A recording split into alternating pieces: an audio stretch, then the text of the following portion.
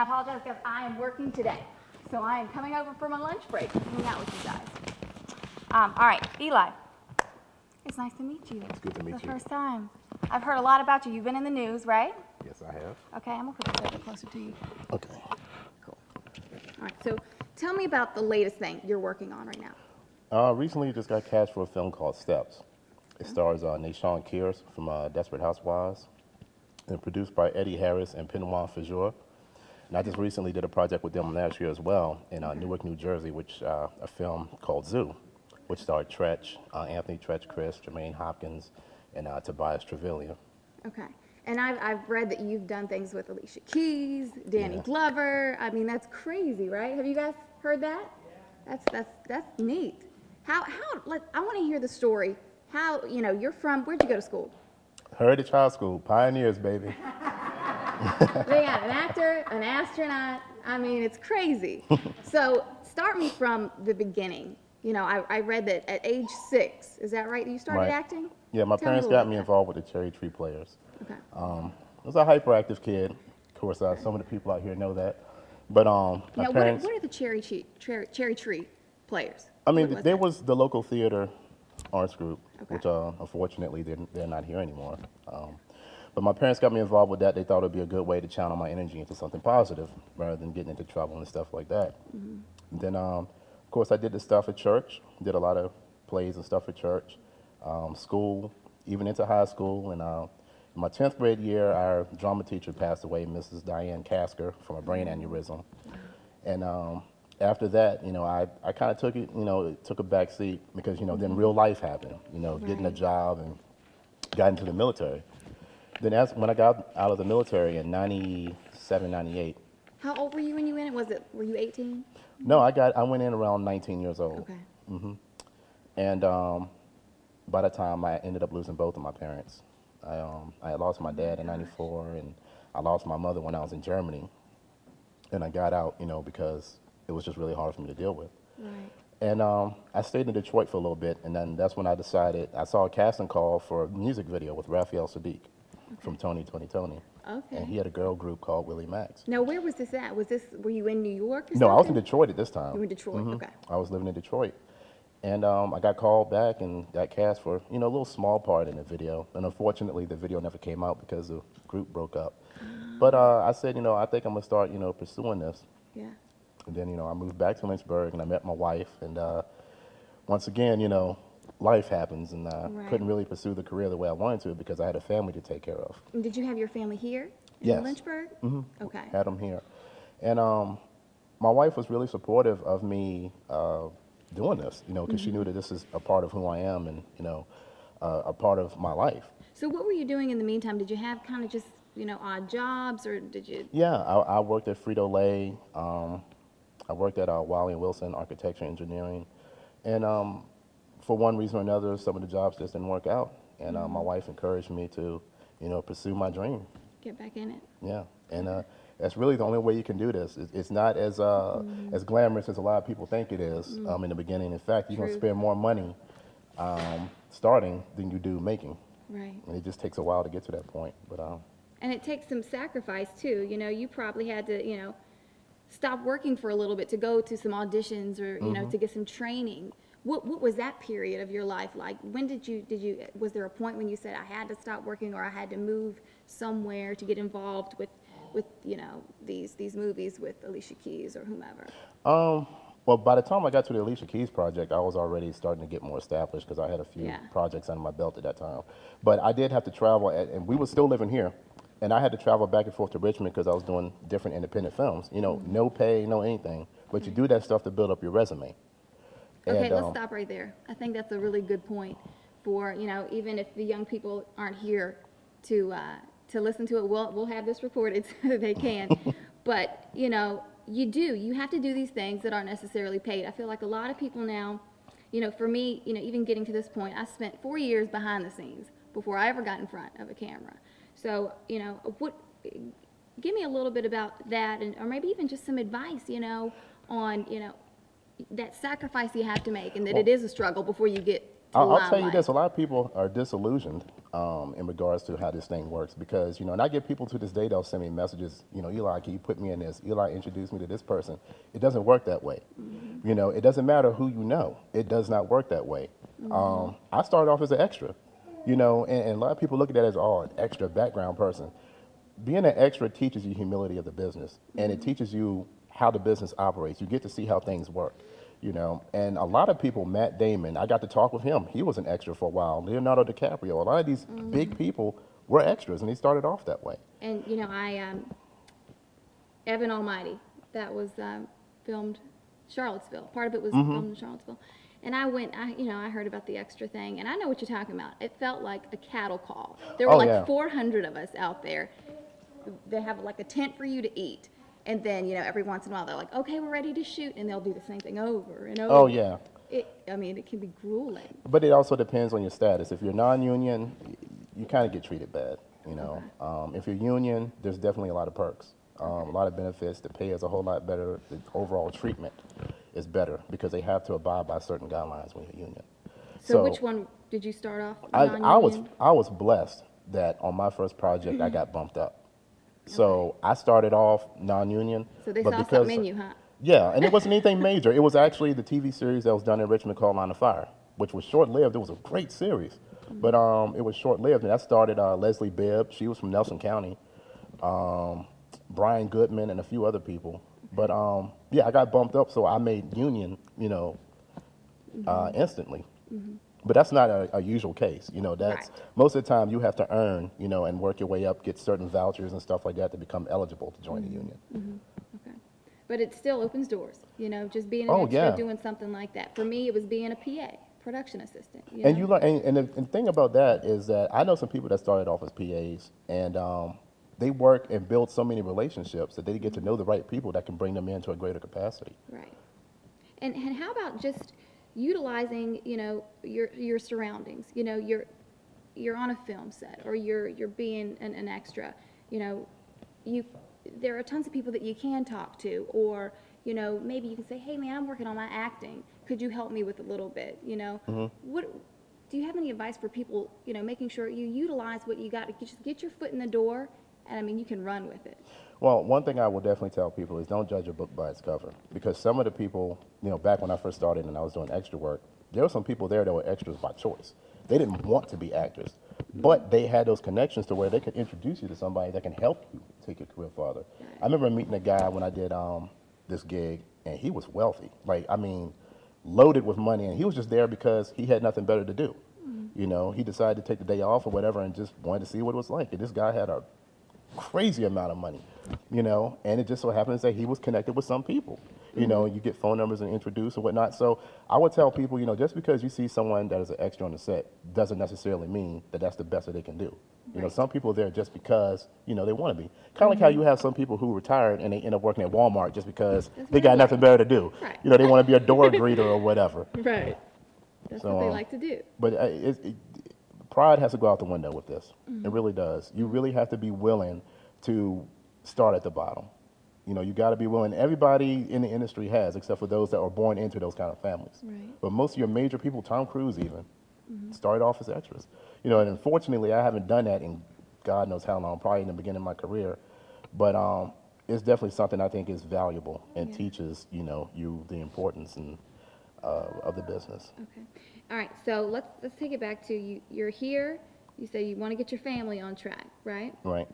And just let's go through step by step, because, I'm sure a lot of people are wondering, I'm from a small town. How in the world can I do this? What, was it, okay, so you did an extra, you got some extra parts, right? What did you have to do to climb? Give me kind of like a play-by-play. All right, so first of all, one of the agencies, Colin Davis Casting, she's in Falls Church, Virginia. Okay. I did a bunch of extra work for her in the beginning.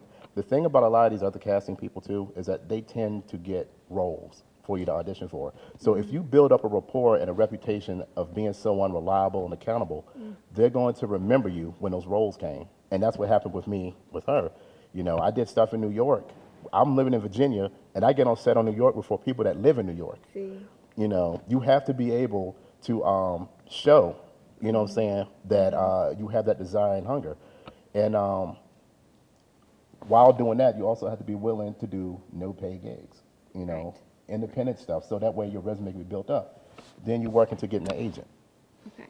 So, for a while, okay, extra, then you have No someone pay. you make no pay, you make contacts with somebody, and then they start calling you for parts. You don't necessarily have to say, you don't have to say, I want to be an extra for this, that, and the third. They're actually saying, we want to bring you on. Well, you still have to be proactive. I mean, you have those people that come to you because they remember you, Yeah. but you still send out stuff actively. Okay, so you're You still know. doing that in the Yeah, meantime. you're still having to but do you that. also, you're making some solid contacts, Right, right? right. In the meantime, also being reliable, getting Right. there on time. On time, early. I mean, like, there'll be times I'm on set and the people are still setting up stuff. Okay. You know, and I'm there sitting in the holding tent, Okay. you know. And then, when someone can start vouching for you, they start, like, somebody recommended me to my present agent. And her name is Shirley Faison. She's the mother of Donald Faison. I don't know if you know who Donald is from Scrubs. He's been in a whole bunch of stuff. Oh, I love some Scrubs. Which Yeah, one is he? he's the light-skinned guy, the black guy. Okay. Yeah, he's in like a load of stuff. But his mom is actually my agent. Really? Yeah, and I was referred to her by someone that I actually started off doing extra work with. Wow. Because he, started getting some good stuff and then, told her about me. And so I had to go up and audition for it. Right. So just because somebody referred me doesn't mean, okay, boom, I'm going to sign Eli. Right. I had to go up and audition for this woman. You were nonstop. Nonstop. I had to audition, and she broke out a script that I had never seen, a page long, and I'm like, my God. Yeah. And I had no time for preparation, no time for reading over it and remembering it. Gave it to me. Let's go.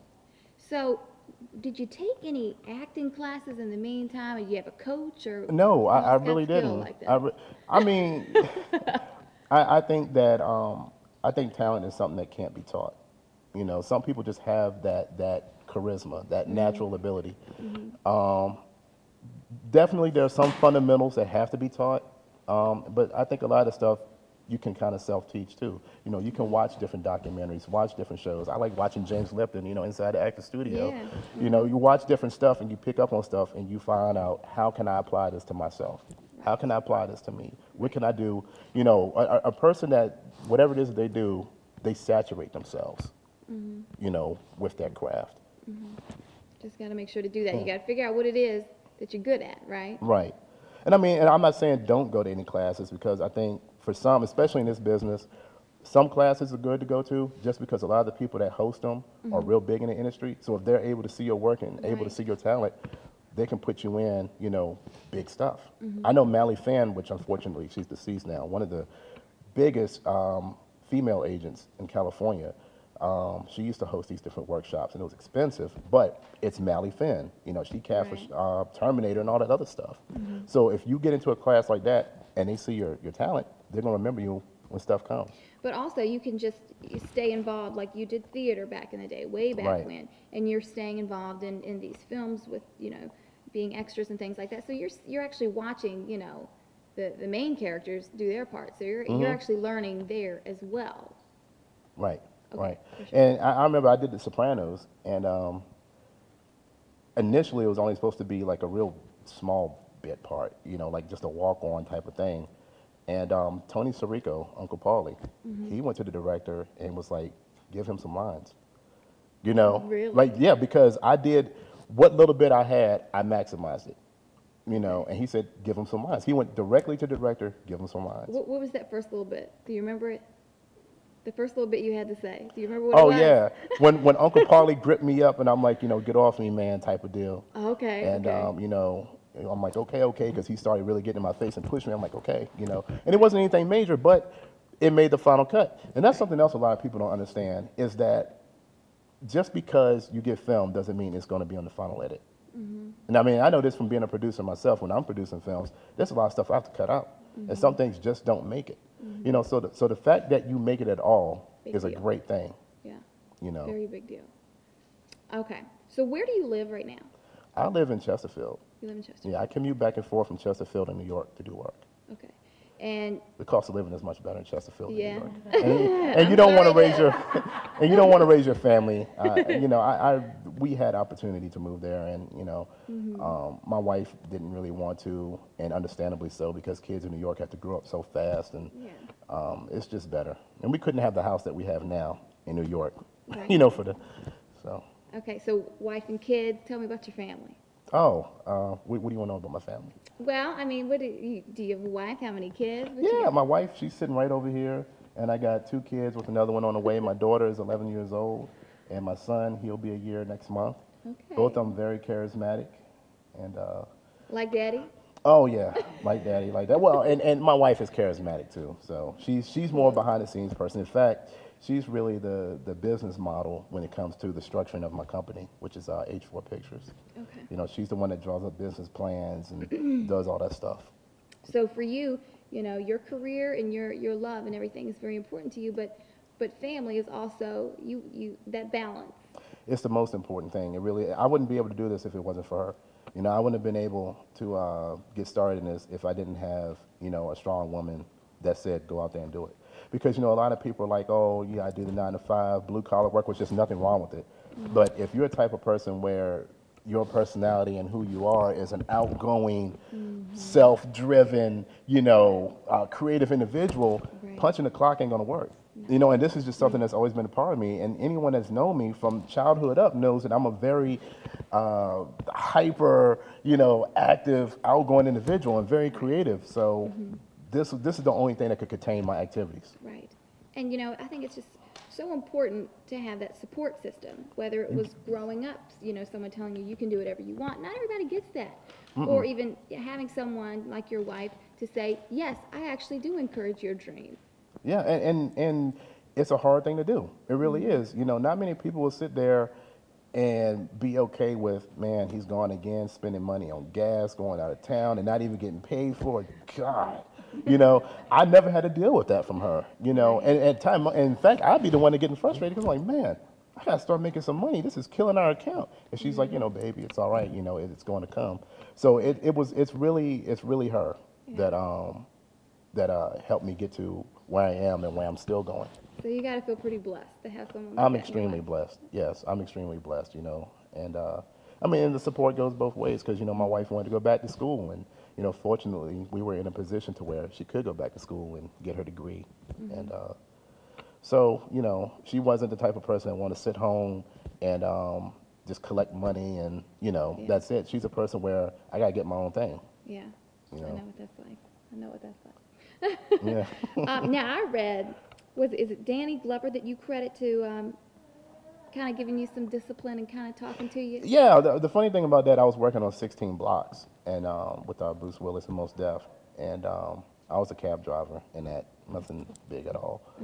And so I parked in my cab, and someone tapped me on the shoulder, and I looked back, and it's Danny Glover. I'm like, Danny, what the hell are you doing here? Because he's not even in the movie, you know. And he's like, you know, I came down to support Richard Donner because Richard Donner is the one that produced directed the Lethal Weapon film. So he just came down to hang out. Now, did you already know him at the time? No, I had You never didn't met him even at that know time. him. Okay. Never met him. That's why it was so weird. Right. And so I'm like, I'm the type of person that like to seize opportunities, you know. So I'm like, can I talk to you for a minute? He's like, sure. So I parked the cab, and we're going to sit up in the seats. And I just asked him some stuff like, what can I do to take my career further? You know, what do I need to do? How can I make things better? You know, and he sat down and broke it down to me what he did because he initially started out in L.A. and couldn't get nothing, couldn't get anything.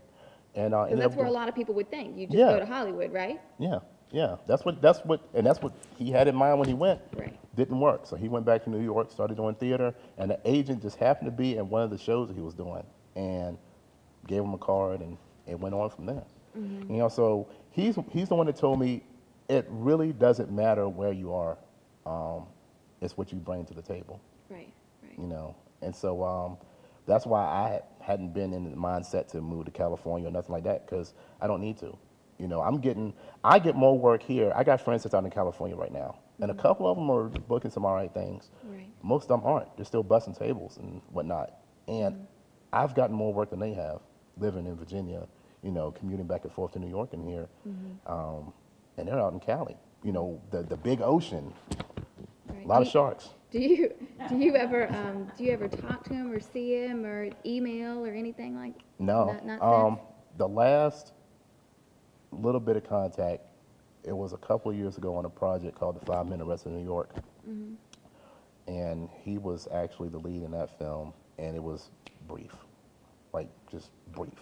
But you feel like just that moment, talking to someone, I mean, who's been so successful, really changed your life.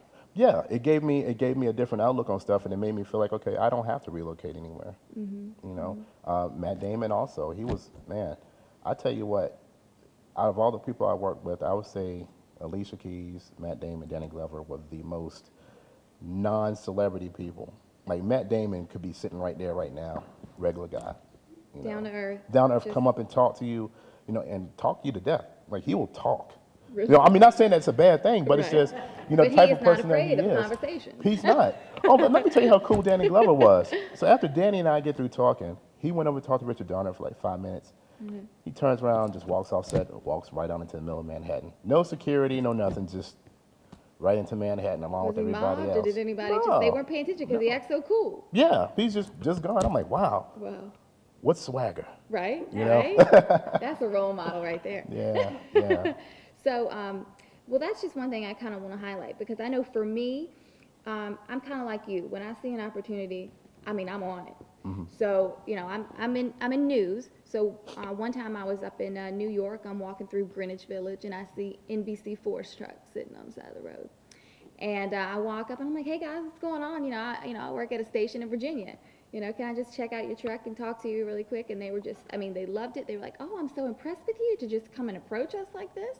And next thing I know, I'm riding around with them. You know, they toured me around the studios, and I've been able to keep in contact with one of the reporters.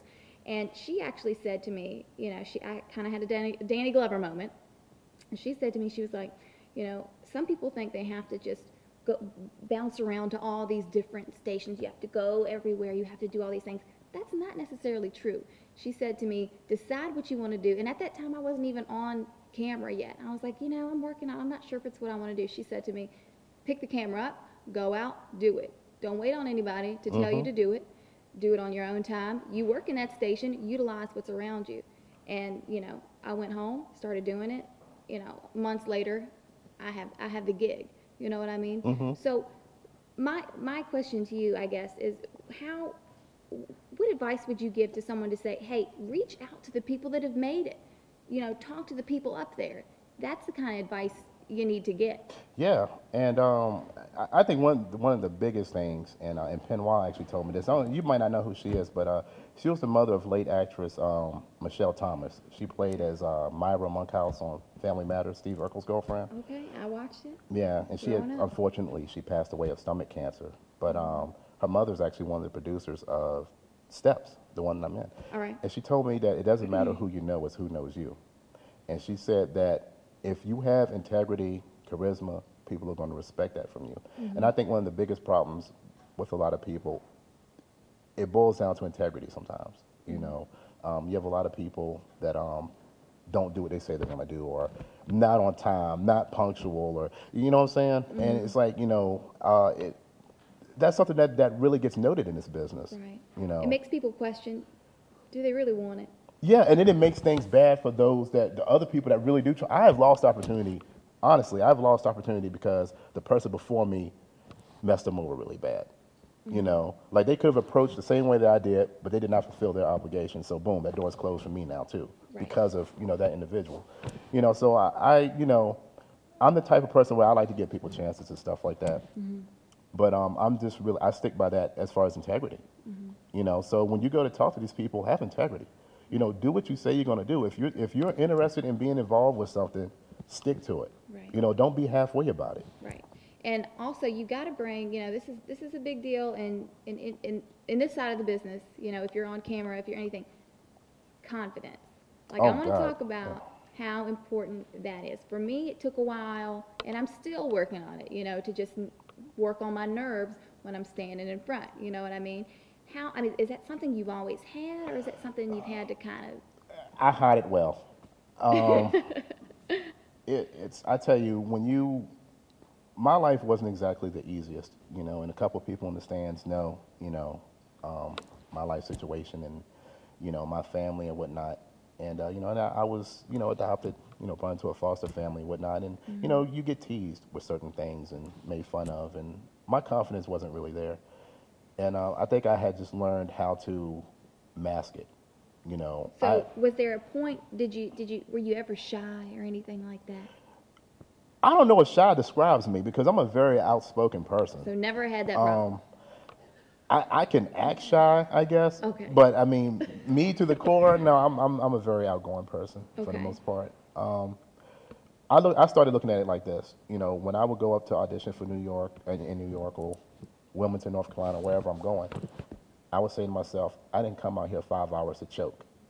You know, I didn't spend X amount of dollars to get up here to get in front of these people to choke and blow it.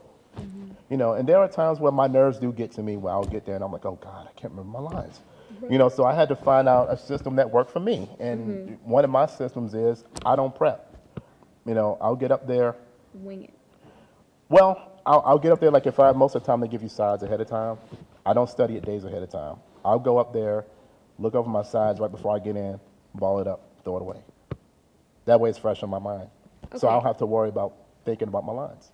Yeah, so tell me how that works. So what has happened to you before when you would sit there and just be like, okay, for days on end? What would happen then? I would start thinking too much when I got into audition. When I get into the audition, I'm like, okay, I hope I remember my lines. Okay, I know I say this at this point. Instead of thinking about your lines. Instead of thinking about my lines, I'm thinking about how am I going to deliver it? Right. You know, am I going to deliver this correctly? So when that stuff starts getting in your head, you start forgetting stuff. It comes out wrong, and they'll see it. You know, so and it shows a lack of confidence is what it does because you're questioning yourself. And you will not get a part. And I had someone tell me this too early in the business. Casting directors look for a reason to say no to you. They look for a reason. They look for every reason in the book to tell you no. Because they have so many people they have to go through, they're looking for any discrepancy that will cause you, for them to say no. So you have to make it difficult. You have to go in there and be like, pow. And they're like, man, he was good. Right. This other person was good, but he was good too. You want them to